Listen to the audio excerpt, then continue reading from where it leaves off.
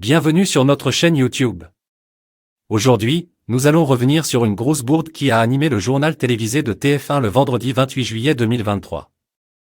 Jacques Legros, le joker de Marie-Sophie Lacaro au 13h, a commis une erreur géographique qui n'est pas passée inaperçue aux yeux des téléspectateurs. Lors d'un reportage sur les vacances atypiques des Français, Jacques Legros a annoncé que le sujet était tourné depuis un camping situé en Vendée. Cependant, juste avant le lancement de la chronique, une carte géographique a été diffusée à l'écran, et surprise.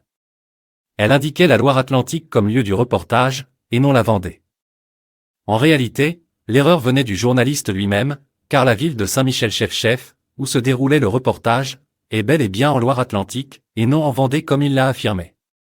En fin de sujet, Jacques Legros, visiblement amusé, a reconnu sa méprise et s'est platement excusé. « J'ai entendu vos reproches, bien sûr. Saint-Michel-Chef-Chef, c'est en Loire-Atlantique et non pas en Vendée comme je l'ai dit par erreur. » Cette bourde de Jacques Legros n'est malheureusement pas un cas isolé. En effet, ces derniers mois, plusieurs erreurs ont été relevées par les téléspectateurs des JT de TF1 et de France 2.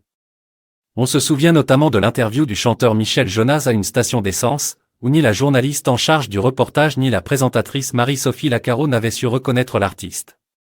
Une autre fois, Julien Bugier avait dû présenter ses excuses après avoir fait la promotion d'un champignon toxique qu'il avait confondu avec une morille. Plus récemment, Anne-Sophie Lapix a dû s'excuser au nom de toute la rédaction de France 2 suite à une erreur de retranscription des paroles énoncées pendant l'interpellation meurtrière du jeune Naël.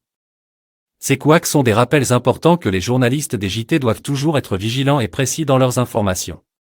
Les téléspectateurs ont l'œil aiguisé et ne laissent pas passer les erreurs. Néanmoins, nous saluons la réaction de Jacques Legros qui a su reconnaître son erreur et s'excuser auprès du public. N'hésitez pas à commenter et à vous abonner à notre chaîne pour ne manquer aucune de nos prochaines vidéos sur l'actualité et les coulisses des médias. Merci à tous de nous suivre.